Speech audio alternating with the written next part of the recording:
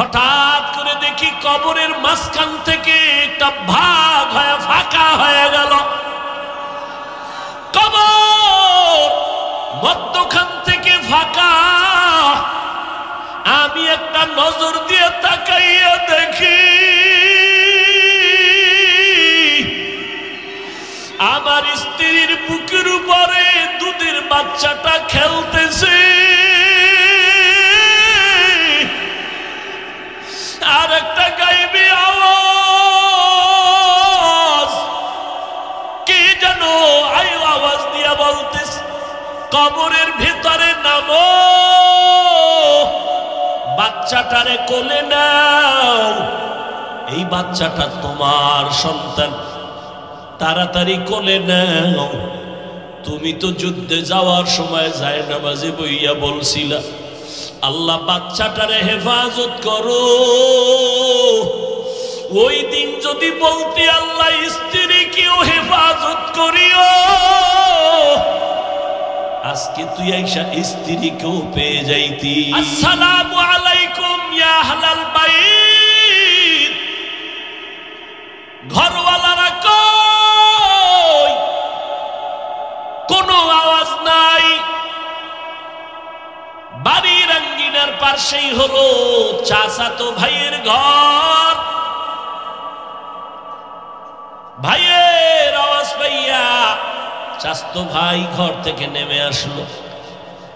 ডাক দিয়া কয়, আমার স্ত্রীর ঘরে তালা কেন? এই কথা বলতে না বলতে চাচাতো ভাই হাউমাউ করে কান্না শুরু করল। আল্লাহর বান্দা বলে, কাঁদো কেন? বল আমার স্ত্রী কই? চাচাতো ভাই কান্না করতে করতে এক পর্যায়ে একটু হুঁশে আইসা কয়, ও ভাই, তুমি যেদিন যুদ্ধের ময়দানে চলে গেছো, এর পরের দিন তোমার স্ত্রী জমিন থেকে বিদায় হয়েছে। আমরা জানাজা পড়াইয়া কবরের মধ্যে দাফন করে দিয়েছে। আল্লাহর বান্দা কান্না করে আর কয়, ভাই একটু চল আমার স্ত্রীর কবরে যাই, একটু জিয়ারত করে আসি। এই কি আমার কপাল, আমাকে মাওলায় কি এত কঠিন পরীক্ষায় ফেললে? কই আমার জীবনের একটা আশা, আমার সন্তান। আজ আমি সন্তানও পেলাম না, স্ত্রীকেও পেলাম না। কে আমাকে সান্ত্বনা দিবে? আমি আমার স্ত্রী কথায় পইরা কিন্তু যুদ্ধের ময়দানে গেলাম, এত সান্ত্বনা দিছেন, আমি স্ত্রীকে ভুলতে পারি না। চাচাতো ভাই সন্ধ্যাবেলা ভাইকে নিয়ে কবরের দিকে রওয়ানা। কবরের দিকে যখন বাড়ির পিছনে রওয়ানা, যত সামনে আগায় দেখে কবরের ওই অঞ্চলটা পুরা আলো আলো আলো আর আলো। আল্লাহর বান্দা যত আগায় দেখে আলো, যত দেখা আলো, যত আগায় শুধু আলো। কবরের কিনারায় গিয়া হাজির, দেখে কবরের চারপাশে শুধু আলো। আকাশের দিকে কেমন যেন একটা তার বাতির আলো এভাবে জ্বলতেছে। চোখের পানি ছেড়ে বেহুশ হয়ে গেল। উঠা আবার বসছে, বাইরে কয়, এই আলোটা কবরের মাঝখান থেকে উপরের দিকে এভাবে উঠতেছে আর চারদিকে আলো হচ্ছে, কারণটা কি? ভেতরে রহস্য আছে। আমি এই রহস্য না দেখে কবর থেকে যাব না। কেমনে দেখবা? বলে, তুমি কবর খনন করার জন্য কিছু হাতিয়ার নিয়ে আসো, আমি কবর খনন করে দেখবো ভেতরের কি হালাত। চাচাতো ভাই কবর খনন করার হাতিয়ার আনার জন্য ঘরে রওয়ানা। হযরত ওমরের সামনে আল্লাহর বান্দা বিবরণ দেয় আর কান্নায় বিভোর। চোখের করে আর বলে খলিফাতুল মুসলিমিন আমার চাচতো ভাই যখন ঘরে গেল হাতিয়ার আনার জন্য, আমি আল্লাহর কাছে কান্না করতেছি, ও মালিক তোমার রাস্তায় গেলাম, আমার স্ত্রীরও পাইলাম না, বাচ্চাও পেলাম না, কবরের হাতিয়ার, কবর খনন করার হাতিয়ার আনতে গেল, আমি খনন করো। হঠাৎ করে দেখি কবরের মাঝখান থেকে একটা ভাগ হয়ে ফাঁকা হয়ে গেল, কবর মধ্যখান থেকে ফাঁকা। আমি একটা নজর দিয়ে তাকাইয়া দেখি আমার স্ত্রীর বুকের উপরে দুধের বাচ্চাটা খেলতেছে, আর একটা গাইবি আওয়াজ কি যেন আওয়াজ দিয়া বলতেছে, কবরের ভিতরে নামো, বাচ্চাটারে কোলে নাও, এই বাচ্চাটা তোমার সন্তান, তাড়াতাড়ি কোলে নাও। তুমি তো যুদ্ধে যাওয়ার সময় যায় নামাজে বইয়া বলছিলা আল্লাহ বাচ্চাটারে হেফাজত করো। ওই দিন যদি বলতি আল্লাহ স্ত্রীকেও হেফাজত করিও, আজকে তুই আইসা স্ত্রীকেও পেয়ে যাইতি। খলিফাতুল মুসলিমিন মা হারা কবরে নাইবা বাচ্চাটারে কোলের মধ্যে নিলাম। আজকে আপনি আমার কাঁধে যেই বাচ্চা দেখেন এটা সেই বাচ্চা। আল্লাহর বান্দা বলেন খলিফাতুল মুসলিমিন আমাকে আল্লাহ একটা নেককার বিবি দান করেছিলেন, আমার বিবিরে আমি পেয়েছিলাম। আমার বিবি সময় মতো নামাজ পড়ে আমার খেদমত করে, জবানের মধ্যে জিকির ছাড়া কোনো বাজে কথা নাই। ও আল্লাহর বান্দারা, এক হাতে কখনো তালি বাজে না, বিনা বাতাসে পানি নড়াচড়া করে না। একটা সংসারের ভেতরে একজন স্বামী যদি এক মনের হয়, বিবি যদি ভিন্ন লাইনের হয়, ওই বাগানে কখনো ফুল ফুটে না রে বাবা।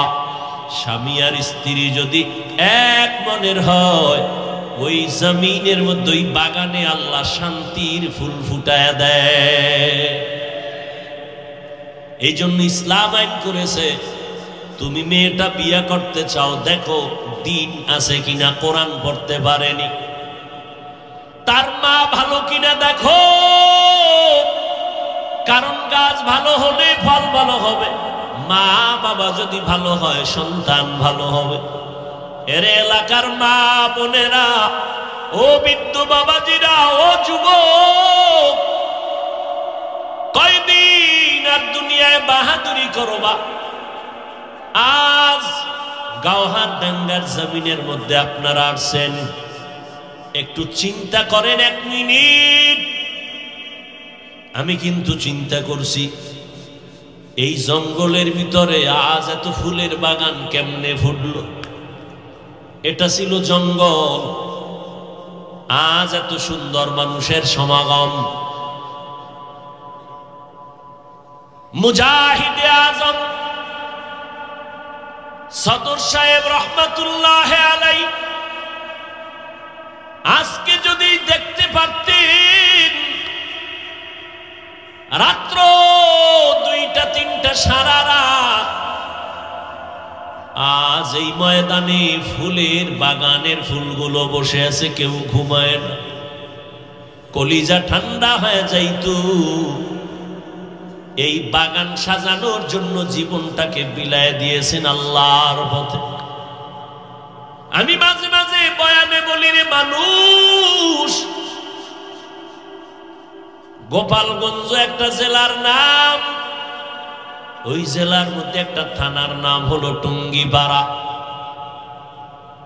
টুঙ্গিপাড়ার পাশে এই দেশের স্বাধীনতার স্থপতি মরহুম শেখ মুজিবুর রহমানের মাজার এখানে পড়া।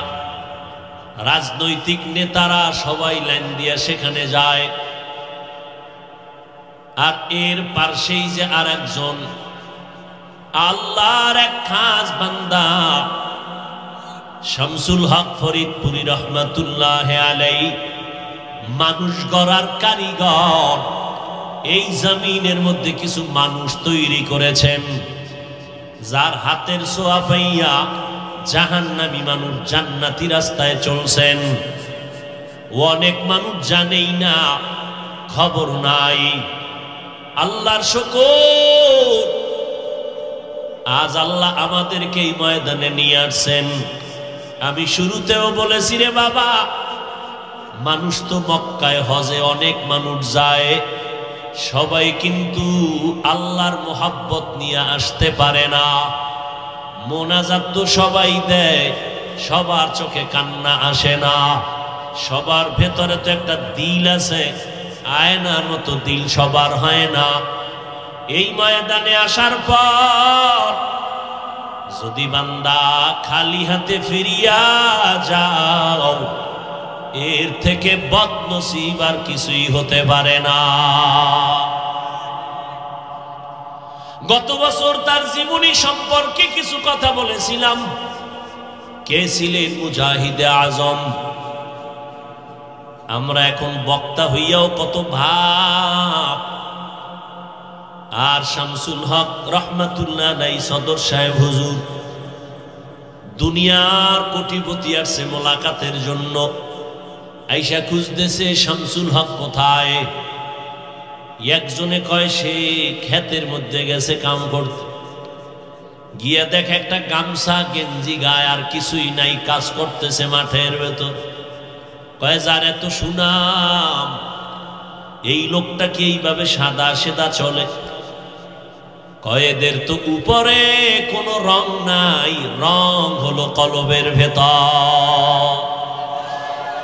আউলিয়ারা কারে উকবা ইখতিয়ার, জাহেলারা কারে দুনিয়া ইখতিয়ার। এরা তো, আমরা তো টুপিটা সুন্দর নি, চেহারাটা সুন্দর নি, কত ক্রিম কত পাউডার মাখি চেহারা সুন্দর বানাই। আর আল্লাহর খাস ওলি যারা, এরা চেহারা নিয়ে ভাবেন না, কলবের মেহনত করে। কলবটা কেমনে সুন্দর করা যায়, গুনার ময়লা কেমনে সাফ করা যায়। এরে আল্লাহর বান্দারা, ওই কবরের কিনারায় যাইয়া একটু চোখের পানি ফেলো। নিজেকে যদি বড় বানাতে চাও হে মুমিন, বড়দের কদমে নিজেকে বিলীন করে দাও। বড় রাজমিস্ত্রি যদি হতে চাও, বড় অভিজ্ঞ রাজমিস্ত্রির পেছনে সময় লাগায়। বড় ইঞ্জিনিয়ার যারা হতে চায়, লেখাপড়ার সার্টিফিকেটের পরে অভিজ্ঞ ইঞ্জিনিয়ারের পেছনে সময় লাগায়। বড় ডাক্তার যদি হতে চায়, লেখাপড়া সার্টিফিকেট নিয়ে বড় বড় ডাক্তারের পেছনে গিয়া প্র্যাকটিক্যাল ট্রেনিং দেয়। দুনিয়ার লাইনে বড় হতে হলে বড়র পেছনে যায়, সময় দেয়। আখিরাতের লাইনে তুমি যদি বড় হতে চাও, বড়দেরকে না মানলে বড় হওয়া যাবে না। मिटा दो अपना हस्ती को अगर कुछ मर्तबा चाहो के दाना खाक में मिलकर गले गुलजार होता है। ওমরে ফারুক বসে আছেন, ওই বাচ্চাটার বাবা কান্না করে ঘটনা শুনাইতেছেন। খলিফাতুল মুসলিমিন, আমার স্ত্রী বড় নেককারিনী। হঠাৎ করে আমি খবর পেলাম বেঈমানের মোকাবেলায় যুদ্ধের ময়দানে যাওয়া লাগবে। আমি পেরেশান হয়ে গেলাম। আমার একজন মাত্র বিবি, পাহারা দেওয়ার কেউ নাই। এখন যুদ্ধের ময়দানের আওয়াজ আসছে, কেমনে আমি যুদ্ধে যাব? এদিকে আমার স্ত্রীর পেটে বাচ্চা। এরে পর্দার আড়ালের আম্মা জান, জীবনে তো কম ঘুমাইলেন না রে মাগো। আসলে তো দুনিয়া আসলে আরামের ঘুমের জায়গা না। এই জন্য আল্লাহ জমিনটা বানাইয়া প্রথম একটা ঘর বানাইছেন, ইবাদতের ঘর, বাইতুল্লাহ। বসবাসের জন্য ঘর বানান নাই, কারণ মানুষ দুনিয়াতে করবে ইবাদত, বসবাস করবে জান্নাত। আল্লাহ আগে বসবাসের ঘর বানাইছেন না ইবাদতের? إن أول بيت وضع للناس للذي ببكة مباركا وهدى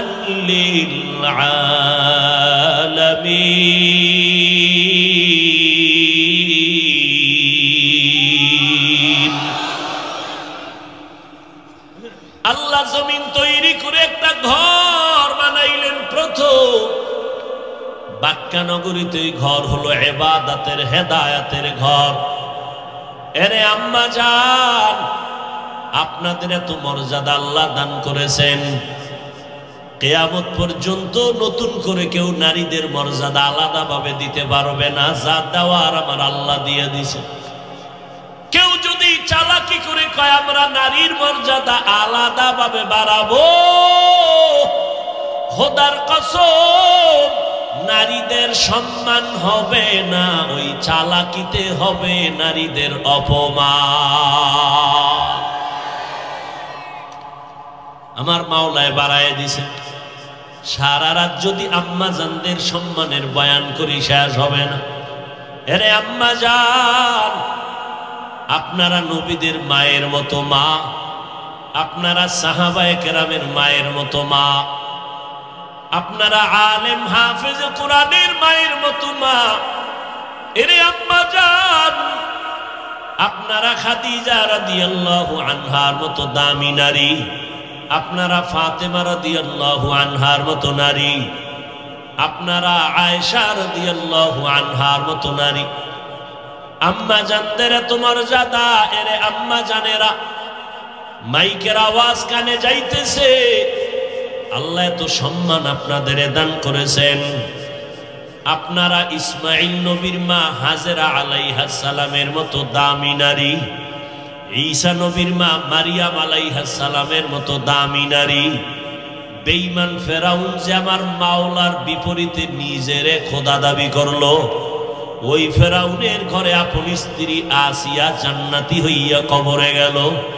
আপনারা আসিয়ার মতো বড় দামি নারী। আরে আম্মা জান, আপনাদের এত অবদান। এই জমিনে যত ভালো ভালো সন্তান তৈরি হয়েছে, মায়ের অবদানের কারণে হয়েছে, মায়ের আদর্শের কারণে। ডিসি সাহেবের ব্যবহার ভালো, এসপি সাহেবের আচরণ ভালো, ওসি সাহেবের আচরণ ভালো। একমাত্র ভালোর পেছনে অবদান হলো মায়ের অবদান। এরে পর্দার আড়ালের আম্মা জানেরা, ও ময়দানের বৃদ্ধ বাবাজি, ও যুবক, আজকে এখানে আপনারা এত আল্লাহর বান্দা আছেন, অনেকের মা দুনিয়ায় নাই, অনেকের বাবাও দুনিয়ায় নেই। যারা আজকে বিবাহের সিঁড়িতে পাও রেখে স্বামীর মঞ্চে আছেন, আপনার স্ত্রী নেককারিনী যদি হয় কপাল ধন্য। 5 বেলার নামাজ যদি পড়নেওয়ালা হয় কপালটা ধন্য। আপনি দুনিয়াতেই জান্নাতের বাগান পেয়ে গেলেন।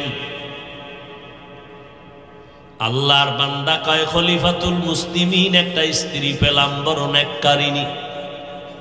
আমার স্ত্রীর গর্ভে বাচ্চা, অসুস্থ অবস্থা, যুদ্ধের ময়দানের ডাক আসলো, আমি ভাবতেছি কি করব, যাব নাকি থাকব।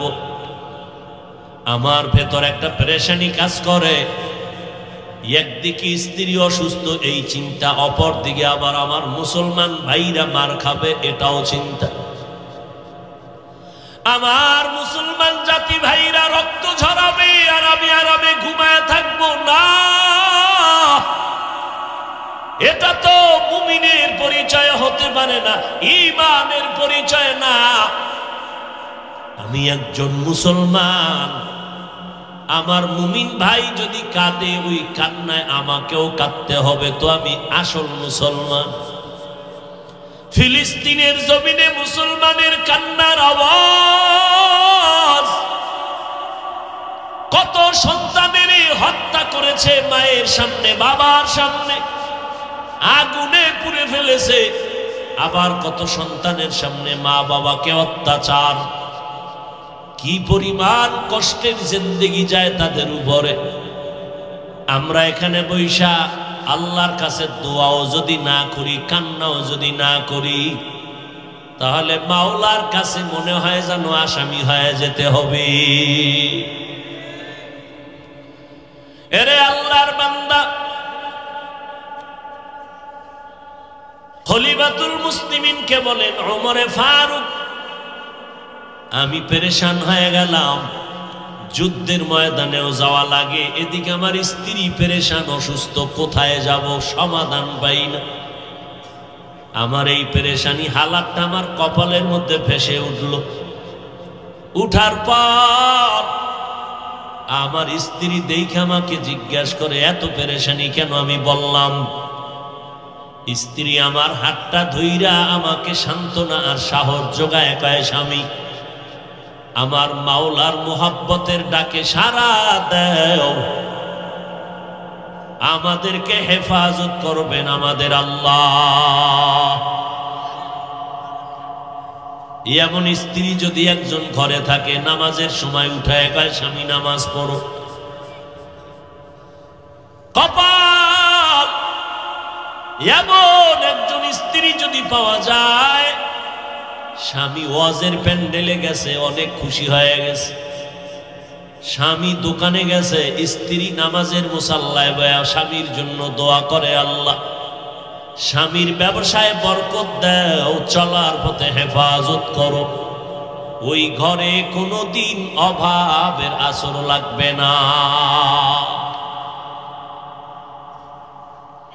ভাইরা আমার,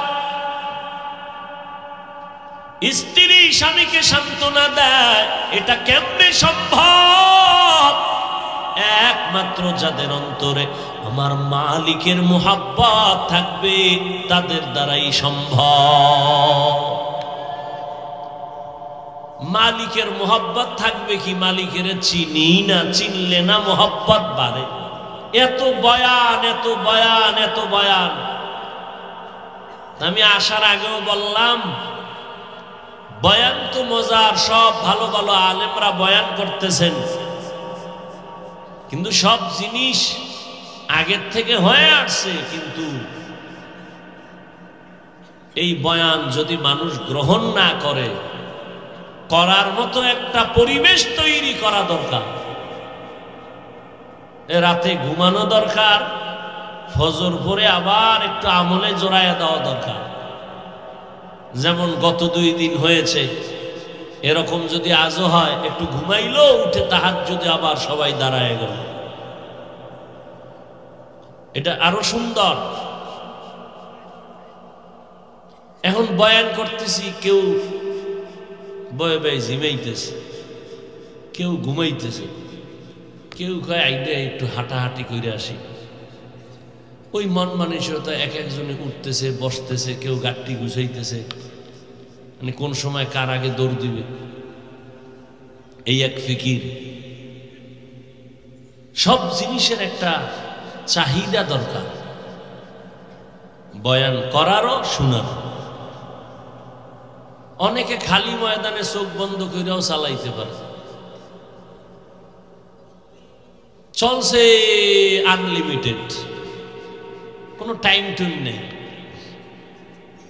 কিন্তু এটা তো একটা মাওলার দেওয়া, তৈরি করা নিয়ামতের মেশিন, কত আর চিৎকার দেওয়া যায়। কালকে জোহরের নামাজ পড়তে হবে নেত্রকোনা, মাগরিব পর্ব গাজীপুর, এশান নামাজের পরে আবার হাজিরা দিতে হবে মোমেনশাহী শহরে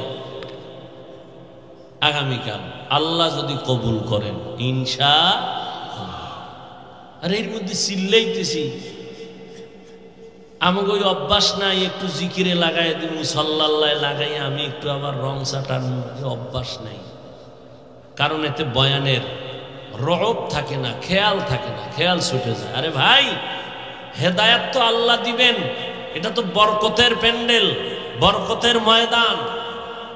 আমি শুরুতেই বলেছি, একটা সাদা দাড়িওয়ালা বান্দার একটা ডাক যদি কবুল হয়ে যায় তো কামিয়াব।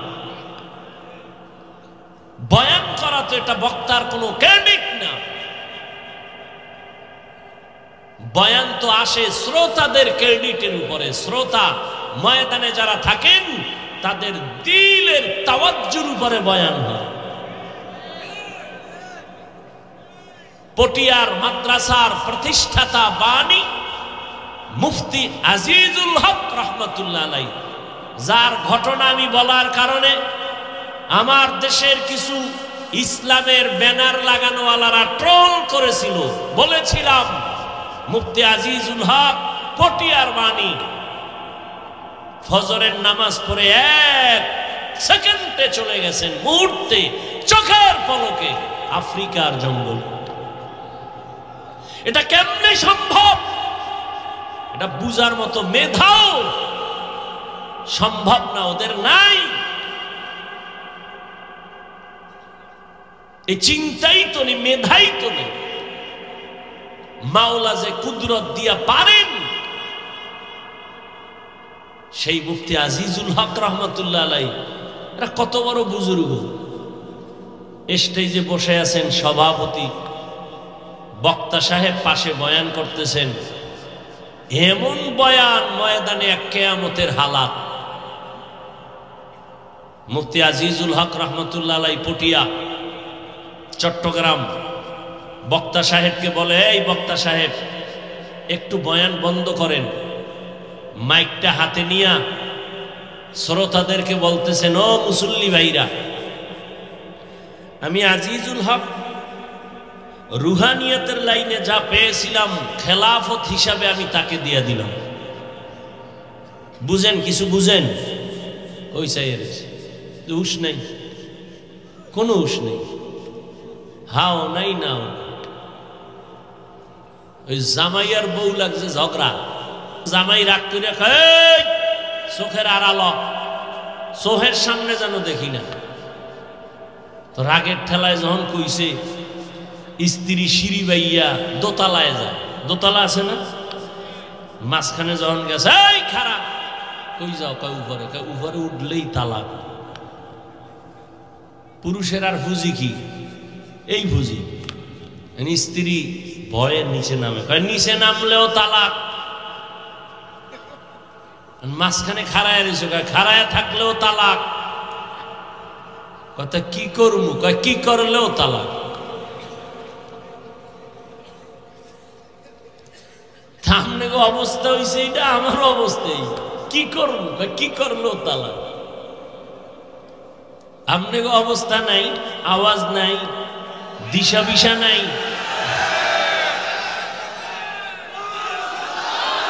नाराए तकबीर, नाराए तकबीर। जिंदगी में बंदगी तू कार नहीं, जिंदगी में बंदगी तू कार नहीं, जिंदगी बे बंदगी शर्मिंदा है, जिंदगी बे बंदगी शर्मिंदा है। दुनिया में हो दुनिया का तलबगार ना हो,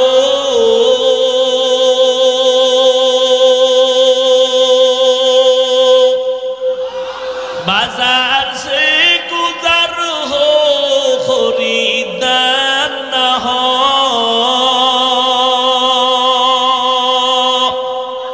ये दुनिया एक मिसले कागज फूल है, ये दुनिया एक मिसले कागज फूल है, जिंदगी में बंदगी तू करना है,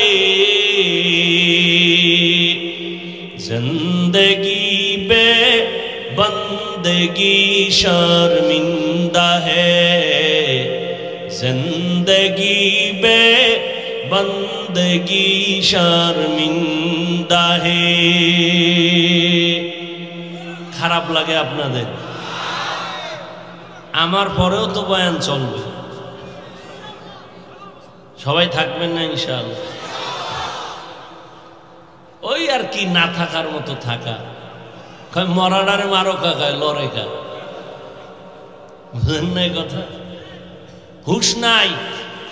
এক হুজুরে এইরকম বেন্যারাইতে ওয়াজ দিছে ঘুমের টাইম, কেউ জাহান্নামে যাইবেন নি? কয়েকজন মুরব্বী হাত উঠাইছে, আল্লাহু আকবার। কাকি জাহান্নামে যাইবেন? কয় আমিও যাবো না, আমার আব্বাও যাব। কথা হাত তুললেন কেউ? আমরা তো জানি টুপিওয়ালা হুজুরেরা যা কয় ভালোই কয়। হুশ নাই, হুশ হারায় গেছে। এক তো শীত, এই সময় একটা কম্বল দিয়ে ঘুমাইলে কি আরাম। একটুখানি নেকের তরে রোজ হাসুরের মাঠেতে, বাবা ঘুরবে ছেলের পিছে, ছেলে বাবার আগেতে। আহাতে মন কঠিন দিনেতে, নামাজ তোমায় ভুলবে না, ঠিক মতো পড়িলে নামাজ জান্নাত তোমার ঠিকানা। ঘুমের চেয়ে নামাজ ভালো, আর তুমি ঘুমাইও না, ঠিক মতো পড়িলে নামাজ জান্নাত তোমার ঠিকানা। নামাজ লাগবে নি? সপ্তাহে একদিন না প্রতিদিন? নামাজ নাই, মাঝে মাঝে দুই এক তো ছেড়ে দেওয়ার সুযোগ আছে তো নাই? বলার পরেও যদি নামাজ না পড়েন, ফিডার ওজনটা কত হবে? পড়ে না তো পড়েই না, আবার কা আলহামদুলিল্লাহ হুজুর নামাজ না পড়লো ইমান তাজা। মসজিদে আজান হইতেছে, এক যুবক বয়ে রয়েছে, ভাই চলো নামাজ পড়তে চলো। কয় ভাই কি নামাজ পড়বো? কবরের চিন্তায় ব্যস্ত, একা কেমনে থাকবো কবরে? আছে না নাই? হায় হায়। ইমাম সাহেব ধৈর্য কয়, যুবক চলেন নামাজে। কয় হুজুর পায়জামা ঠিক নেই। কয় পায়জামা ঠিক না থাকলেও নামাজ হইবে, চলেন। কয় টুপি নেই। কয় টুপি না থাকলেও হইব। কয় না হুজুর শরীরটাও ভালো না। কয় শরীর ভালো না হইলেও নামাজ হইবে। কয় আসলে মনটাই ভালো না। এই হলো মুসলমানের হাল, বুঝেন নাই? ওই দুই ভাইয়ের ছোট ভাই আলেম হয়ে গেছে, রমজান মাসে বাড়ি গেছে দাওয়াত আর দাওয়াত। বড় ভাই কয় পড়াইলাম তোরে আমি কষ্ট কইরা, দাওয়াত খাও তুই আর টাকাও তুই পাও, ব্যাপার দেখ। ছোট ভাই কয় ভাইজান কোনো টেনশন নেই, বরকতের মাস, আপনি একটা কাম করেন, এই আমার মতো একটা জামা লাগাই দেন, বড় একটা জামা পরেন, দাওয়াত পেয়ে যাবেন। আর নামাজ শুরু করে দেন, মোটামুটি লাগাতার 40 দিন যদি ভরতে পারেন, ইনশাআল্লাহ বিশাল এক পুরস্কার হাদিয়া না পাইলে আমি দেব। খুশি হয়েছে না? জামা একটা বইরে এখন আগে আগে মসজিদে নামাজ পড়তেছে, দাওয়াতও ভাইয়ের লগে খাইতেছে, কিন্তু হাদিয়া যা পায় ভাই পায়, নিজে পায় না। তো 40 দিন এরকম কষ্ট করে ভুইরা বড় ছোট ভাইরে খাই হাদিয়াটা দে। তো ছোট ভাই কয় 40 দিন নামাজ পড়লে তো টাকার মায়া থাকার কথা না। কয় জানি এমন একটা প্যাচ তুই লাগাবি, এই জন্য 40 দিন আগে যে একবার উজু করছি আর মাঝখানে উজু করি নাই, এক উজু দিয়া 40 দিন টাইট করে দিছে। এই হলো নামাজ। মকুন সুসতি नमाज़े पंजगाना फ़वैलुल लिल मुसल्लीन अल्लज़ीना मोमिनारा इनमज़ इमदाद दा इस्ताईनु आयते क़ुरआ बखा आयते क़द अफ़लहा रायते कुन गौरकुंदर मानियाज दिल सादिकुन। আল্লাহ বলেন আমার সাথে যদি মোলাকাত করতে চাও নেক আমল চালায় যাও, নেক আমল করো, বদ আমল করবা না, তবে সাবধান আমলের মধ্যে যেন শিরিকের গন্ধ না থাকে। ওই ব্যক্তি নেক আমল করিও যেই ব্যক্তি আমি রবের সাথে মোলাকাত করতে চাও। রবের চিনলে না রে বাবা, কেমন আমার দয়ার মালিক আমার রব। এত সুন্দর কণ্ঠ কে দান করেছেন, খুঁজে খুঁজে বের করো, তিনি আমার আল্লাহ। আল্লাহকে খুঁজার জন্য লন্ডন আমেরিকা যাওয়া লাগবে না, বান্দা নিজের মধ্যে তালাশ করো, রবের খোঁজ পেয়ে যাইবা। ওয়াফি আনফুসিকুম আফালা তুবসিরুন।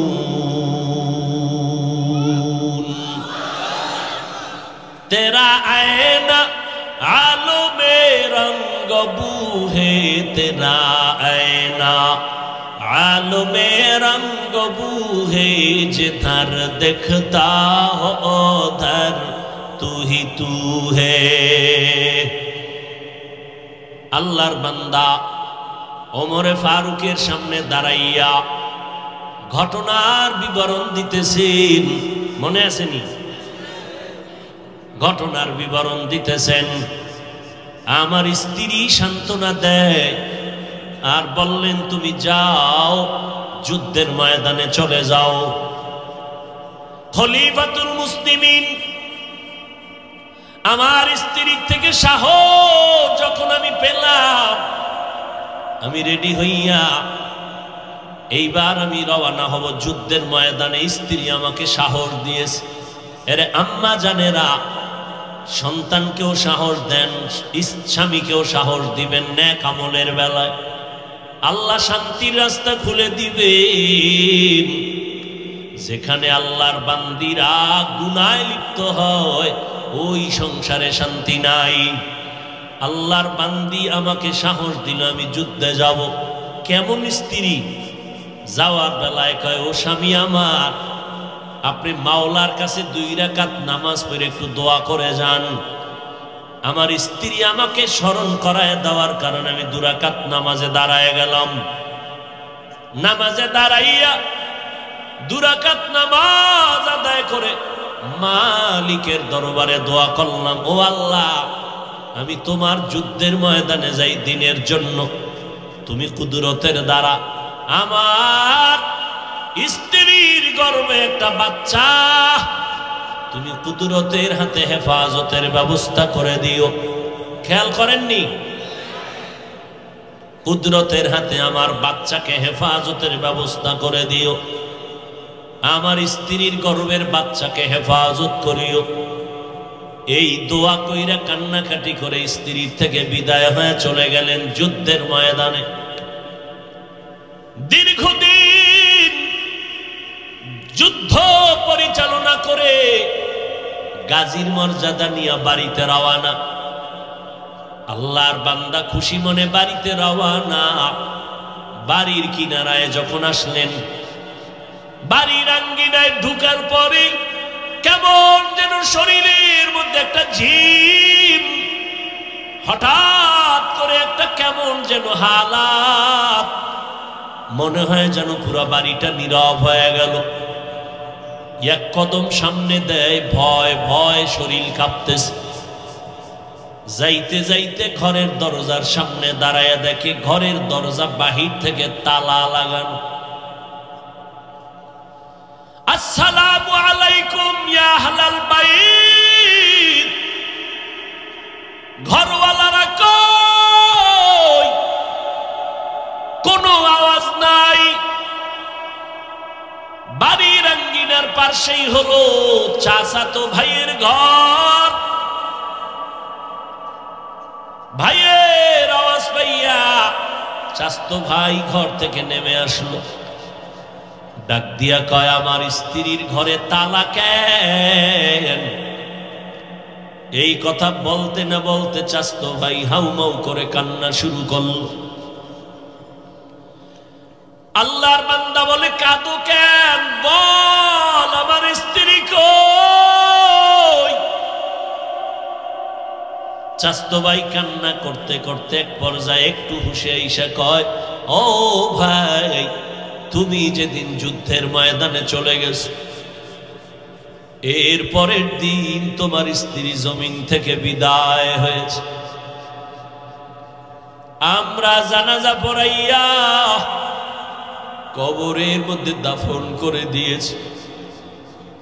আল্লাহর বান্দা কান্না করে আর কয়, ভাই একটু চল আমার স্ত্রীর কবরে যাই, একটু জিয়ারত করে আসি। এই কি আমার কপাল, আমাকে মাওলায় কি এত কঠিন পরীক্ষায় ফেললে? কই আমার জীবনের একটা আশা, আমার সন্তান।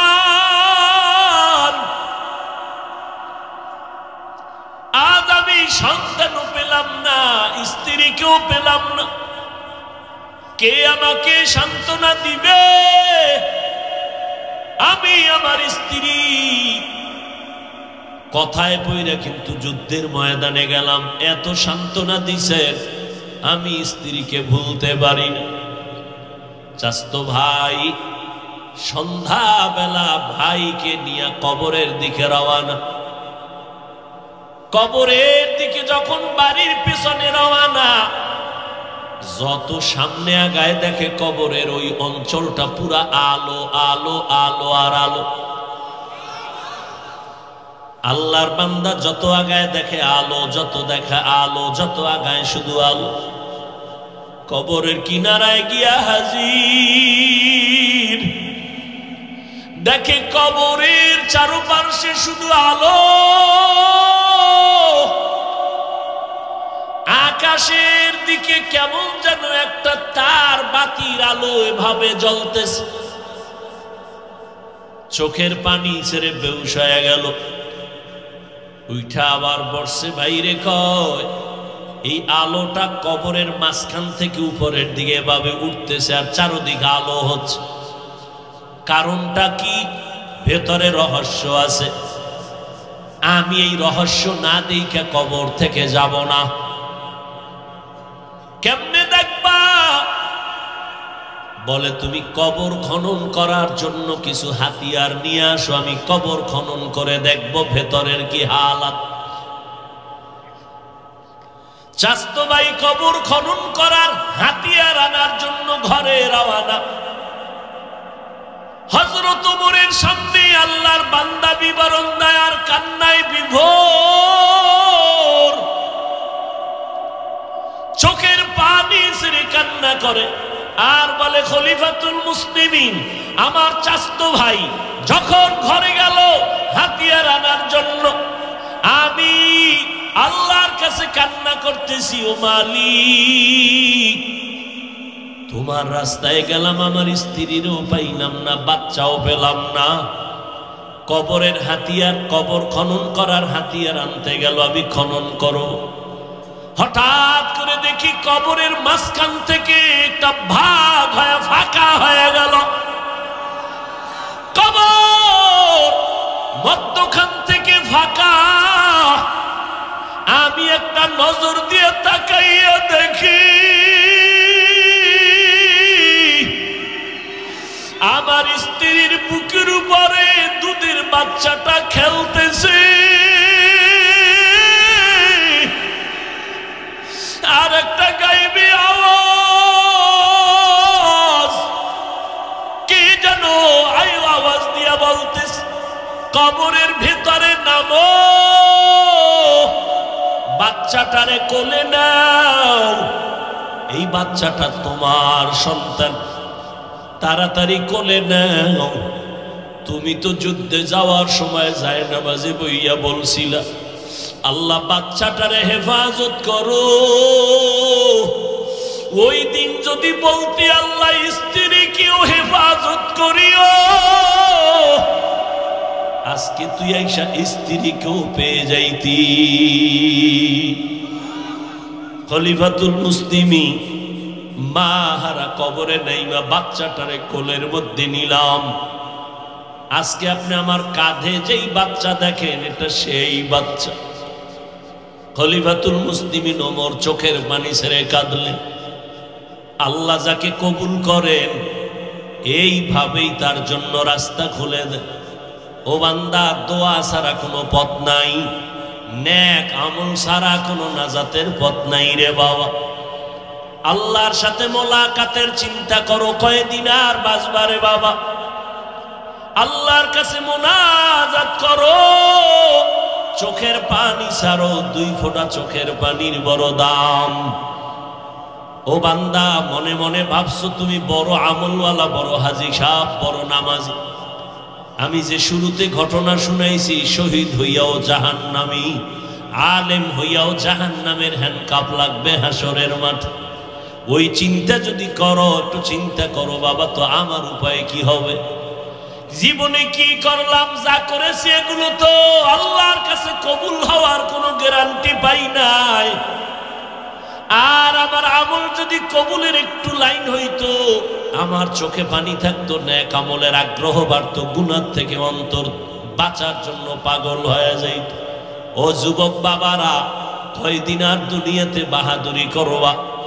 এই দুনিয়াতে কত বড় বড় বাহাদুর আল্লাহ ধ্বংস করে দিলেন। ও আম্মা জানেরা, এখনো সময় আছে, তওবা করে নেন।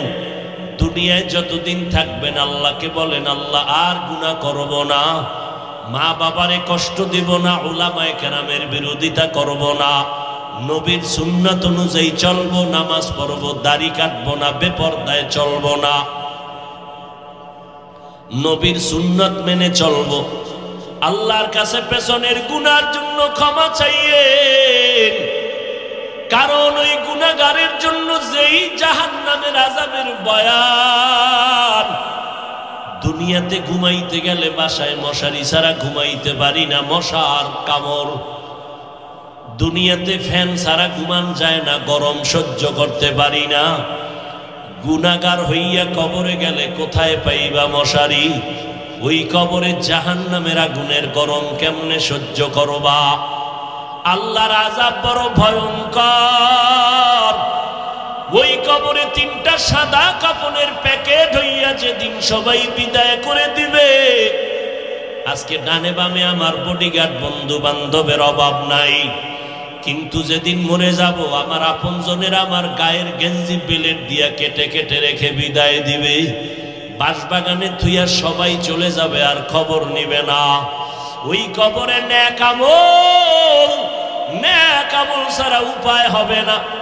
যদি গুনাহ নিয়া যাও রে মুমিন, আল্লাহ পাকের নবী বলেন ওই কবরে আমার আল্লাহ ফেরেশতাকে গায়বী আওয়াজ দিয়া বলবে, জাহান্নামের সাথে রাস্তা খুলিয়া দাও। আল্লাহ সর্বশেষ কবরের মাটিকে বলবে, ও কবরের মাটি, এই নাফরমান গুনাহগারকে 2 পার্শ্ব থেকে জোরে জোরে চাপ দাও। আম্মা জান আয়েশা রাদিয়াল্লাহু আনহা বলেন, নবী পর্যন্ত কিয়ামতের ভয়ঙ্কর হালাতের কথা স্মরণ করে কান্না করতেছেন আমার হুজরায় বসে। নবী যদি কান্না করেন, আপনার আমার উপায় কি হবে রে বাবা?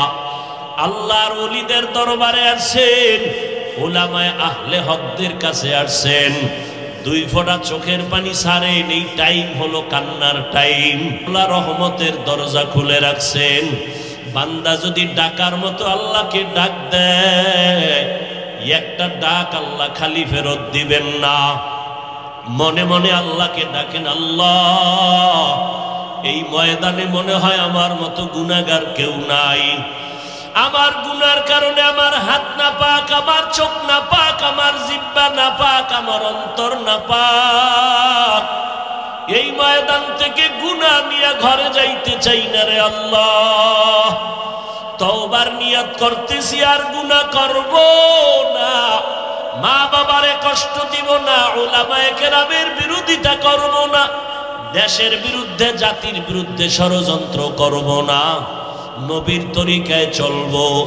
আল্লাহর কাছে তওবার মতো যদি 2 ফোঁটা চোখের পানি ছেড়ে তওবা করেন, আমার মাওলা আপনাকে এত পবিত্র বানায় দিবেন, মনে হয় যেন আপনি জীবনে একটা গুনাহের কাজই করেন নাই। আল্লাহ আমাদের খাঁটি তওবাওয়ালা জিন্দেগি দান করেন, গুনাহমুক্ত জিন্দেগি দান করেন, বেশি বেশি নেক আমলের তৌফিক দান করেন। উলামায়ে আহলে হকদের পরামর্শ নিয়া, মা বাবার দোয়া নিয়া, বেশি বেশি নবীর তরিকা সুন্নাত অনুযায়ী আমাদের চলার মতো তৌফিক দান করেন, আমিন।